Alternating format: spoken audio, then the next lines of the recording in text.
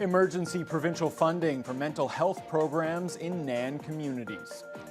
Good evening and thank you for joining us. Anishinaabe Nation communities face a growing mental health crisis. Today, the province announced more than $2 million in emergency funding to help First Nations respond to the frequent suicides and other tragedies that have a profound impact on mental health. Jonathan Wilson has the details. In the past 2 months, crisis teams with NAN Hope have responded to 17 tragedies in 12 communities, including the sudden deaths of a number of young adults and children as young as 12. That's according to officials with Kiwetanuk Ogamakanak, who operate the community-led mental health program. There are so many crises that occur in our NAN communities. There has been a significant rise in the last 7 to 8 years. So the crisis response is essential. NAN Hope is one of 4 programs receiving a total of $2.6 million in emergency funding from the province to address the severe mental health challenges faced in Anishinaabe communities. Indigenous Services Minister Greg Rickford was joined in Thunder Bay by Michael Tibolo, Associate Minister of Mental Health and Addictions, to announce the funding.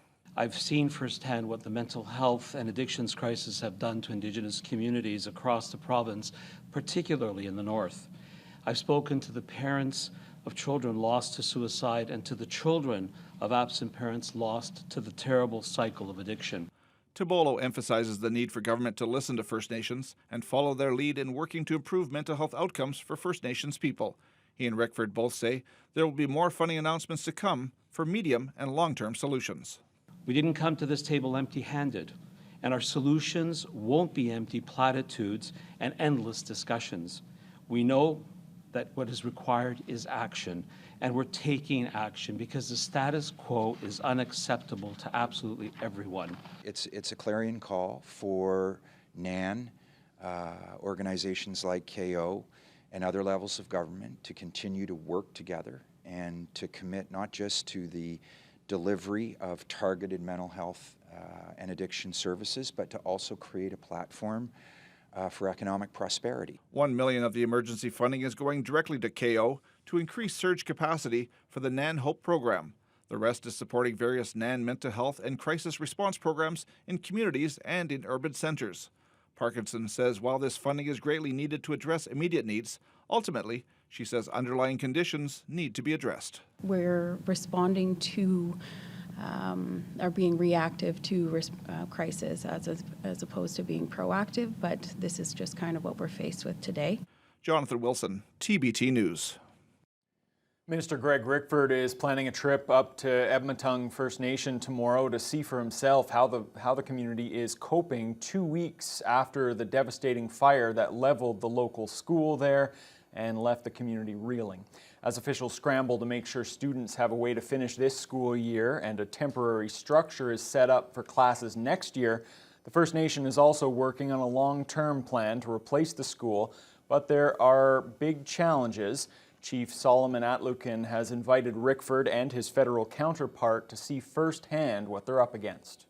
Whether it's infrastructure that is depleting in our community, and see what kind of they can see for themselves. Like, for instance, we don't have no lots, for one thing. Where's the infrastructure going to go? You know, where's the buildings going to go? That type of thing. So we have to actually see. They can't make a proper or urgent decision if they don't see what's happening out there. And we think that the province can play a role on the very short term to ensure that various supplies and perhaps facility space to continue administrative or rotational classrooms. These are different things on the agenda. I'm not going to commit to them right here because I want to go speak with the leadership. Although First Nations education is typically a federal responsibility, Rickford says these are exceptional circumstances and his government is prepared to help. Anishinaabe police continue to investigate a fatal fire in Piwanuk First Nation. It happened on Thursday in the remote community near Hudson Bay. 2 adults died and 3 other people remain in hospital. It's still unknown what caused the blaze. NAN officials say mental health and other support workers have been mobilized to help those affected by the tragedy. Superior North EMS provided TBT News with the chance to take part in a ride-along last week, giving us the opportunity to learn more about what it takes to be a paramedic. Vasilos Bellos was there for some high-stress moments, including when paramedics responded to an overdose. It's a consistently high-stress profession, but vital to the health and safety of everyone in Thunder Bay. Superior North EMS provided TBT News the opportunity to join one of their crews for an evening ride-along. But we begin back at EMS headquarters on Junot Avenue and meet the two veteran paramedics with more than 3 decades of experience between them. What makes me keep coming to work is seeing everybody here, and but yeah, it's been a lot of ups and downs. I started off my first year out of school. I did a year out in the district, so worked like Red Rock, Nipigon mostly, and then I applied back into the city, and I've been here ever since. And same for you, 20 years, even longer, 2 decades now. What's it been like spending those 2 decades here? So a little different. I've been all my years in the city, and he did a little bit in the district, so always in the city. Big change from when I've started 20 years ago. Different building. It's way busier than we started. We've got more ambulances on the road, and the call volume is much higher than 20 years ago. But before hitting the road, a crucial part of the job, ensuring the ambulance is stocked with the life-saving equipment it needs. All of your bags, the cupboards, your defibrillator, anything you might need under the bench seat to make sure if you're missing anything and you have adequate things. You do have an envelope that's got a checklist on it. After you've done it for a period of time, you don't really need that to rely on. You just know by looking what you're missing, you replace that. If a high priority call comes in, though, they will page you out for that call. You don't get your 20 minutes. You just go to that call. Now that the ambulance is stocked, the crew heads out to one of its satellite stations, where they can be closer to the areas of the city they more often receive calls from. But prior to receiving a serious call, Martinic and Cucinato did have some time to unwind, which often doesn't happen on shift. Cucinato took the opportunity to tell us a little bit about what it takes to be a paramedic and the biggest barriers for those students who can't cut it after graduation. You can be book smart, you can know your directives inside and out, but I think the biggest thing is that if you don't know how to talk to people, and if you don't know how to talk to people and apply your training with that, then it's not for you. Not long after explaining what it takes to be successful in the field, Cucinato had to put those skills into practice. Better go up and eat right in because it's closer to this end. Yeah. Just minutes after receiving the high priority call, paramedics were on scene to assist with what was confirmed to be an overdose. They were supported by a number of police cruisers as well as Thunder Bay Fire Rescue.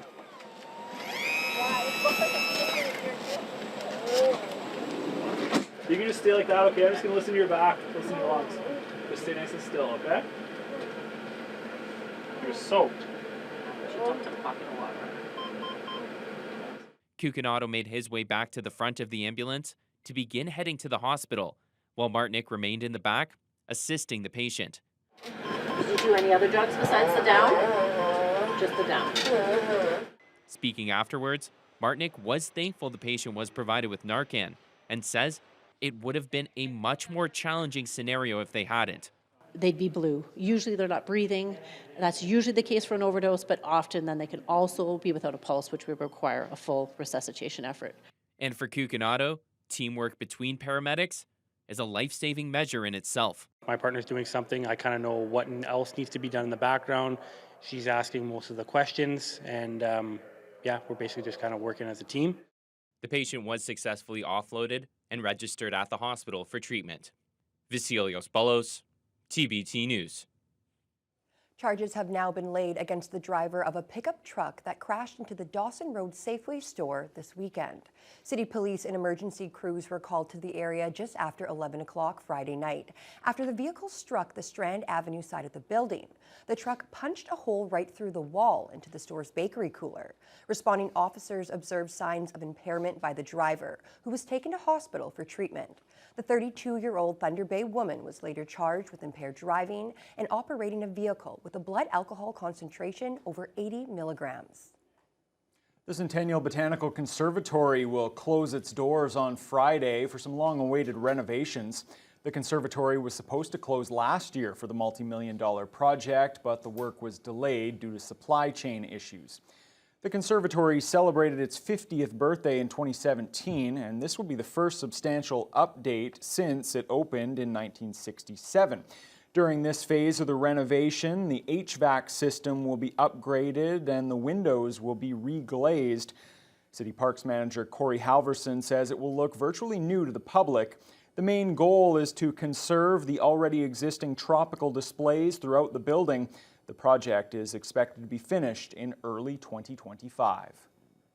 This is a large premier project, and this is the phase that everyone is most familiar with, right? With the public access tropical display in the wings. The wings have been closed for years, so once this project is done, it's going to be an increase in service level based on what people are used to.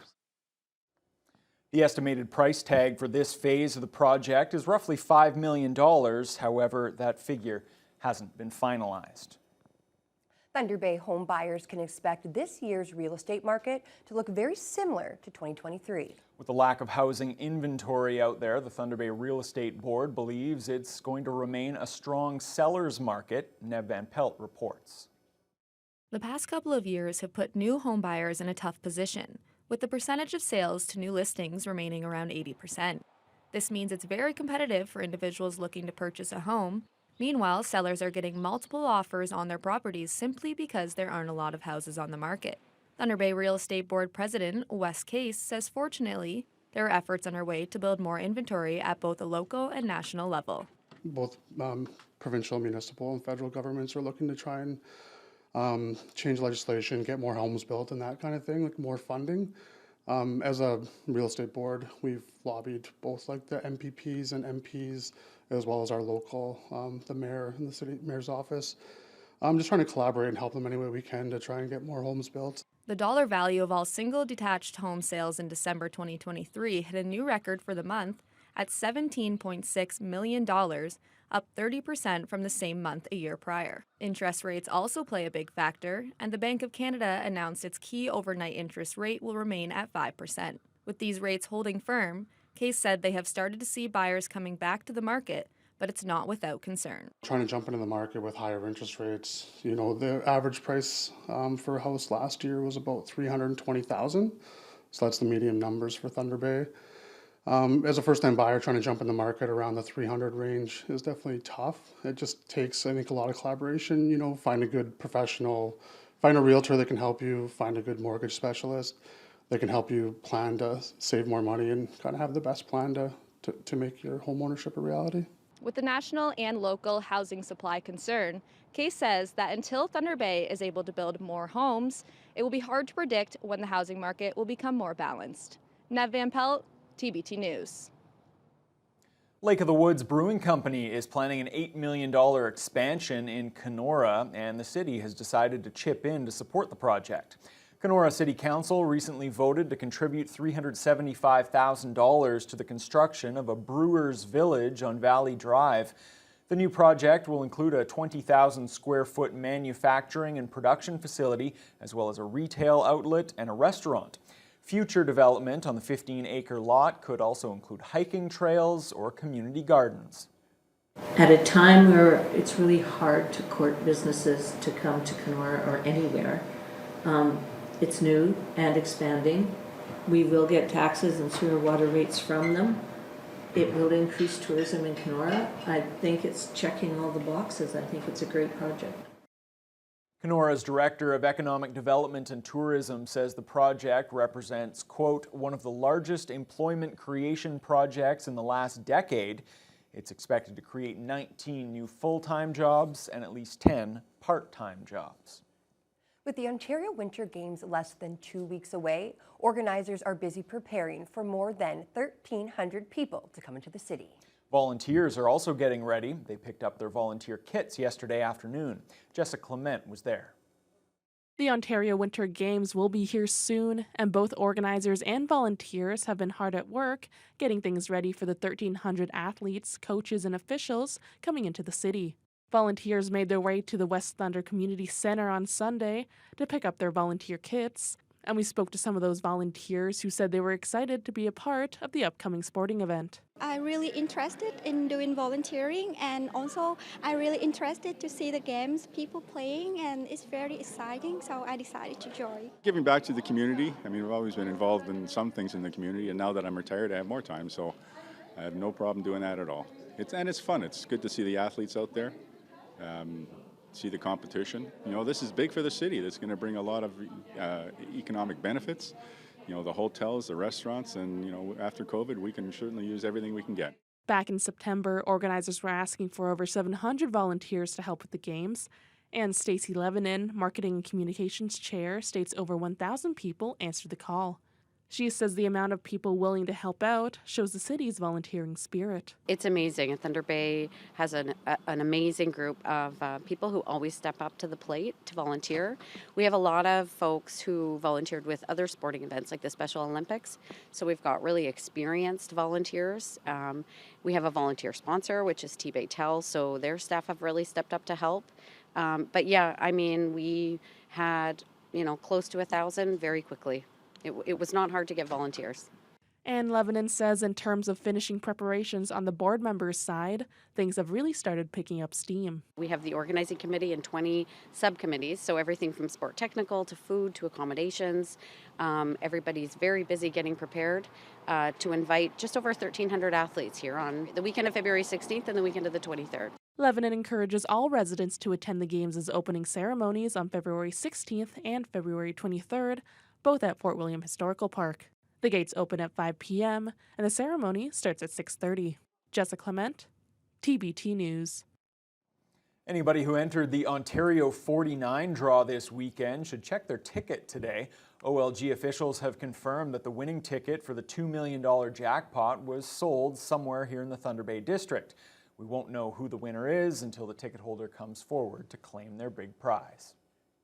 The city has temporarily closed all but one of its outdoor skating rinks. In a media release issued today, warm weather is being blamed as the culprit. City officials say the ice conditions have deteriorated significantly in the past 24 hours. As a result, the lights will be turned off, the change rooms will be closed, and residents are being asked to stay off the ice surfaces. City Parks Manager Corey Halverson says things were looking good until Sunday morning. We had good ice headed into the weekend. We saw a lot of users out on Friday and Saturday, but with the warm temperatures on Sunday and the sun, we quickly, the conditions have degraded. So we'll be putting up, we'll be posting them as closed. We'll actually be physically trying to close off as many access points as possible, just to make it very clear that it's not appropriate to use them right now. The ice sheet at Prince Arthur's Landing will be the lone outdoor rink that remains open until further notice. Halverson says an update will be issued when the other rinks are reopened. Yeah, and really this was only a matter of time. I was out skating on the track at Vickers Park yesterday, and Haley, it was skatable, but just barely. And I mean, with the temperatures that you see there behind you, it's not hard to figure out why. Absolutely. You're lucky you made it out there when you did. Sunday, we did see an astonishing high of 8.3 degrees yesterday. So with that being said, it's no surprise that our low of the day was above the freezing mark. Even over the course of the night, we didn't drop below freezing. So one is a very high low, if you want to put it that way. Our actual high of the day was 4 degrees, and it was under mainly cloudy skies. As we look at our region right now, Red Lake is experiencing a chance of freezing drizzle with some cloud coverage, and a lot of our region is actually under a fog advisory as well. We saw heavy fog on Saturday night, so those trends are reoccurring this week as well. Those fog advisories extend Red Lake, Kenora, Sioux Lookout, Dryden, Fort Frances later tonight, and Armstrong as well. Greenstone is experiencing a very misty day all throughout the day and currently. Fort Frances and Dryden are both at 3 degrees right now. Upsala still at 7 degrees, very warm. Atikokan at 4. Then we see our groupings of 2 here in Greenstone, Nipigon, Marathon, and Wawa. And then Sault Ste. Marie is currently at 0 under partly cloudy skies. As we look at Thunder Bay's nighttime temperatures, we'll drop down to -2, so we will go below freezing tonight. And our wind chill won't be too significant, only to -4. under the southeast direction, so nothing too strong, 5 to 10 kilometers an hour, partly cloudy skies. But I'll have more details on those fog advisories and more things across the nation afterwards. Okay, thanks a lot, Haley. Well, a couple of big stories that we're following today. First of all, comes word out of Buckingham Palace that King Charles has cancer. Also here in this country, the London police spoke today for the first time about those sexual assault charges against 5 members of the 2018 Canada World Junior Hockey Team. We'll have details on those stories and more right after the break. Why it took so long to form part of the proceedings?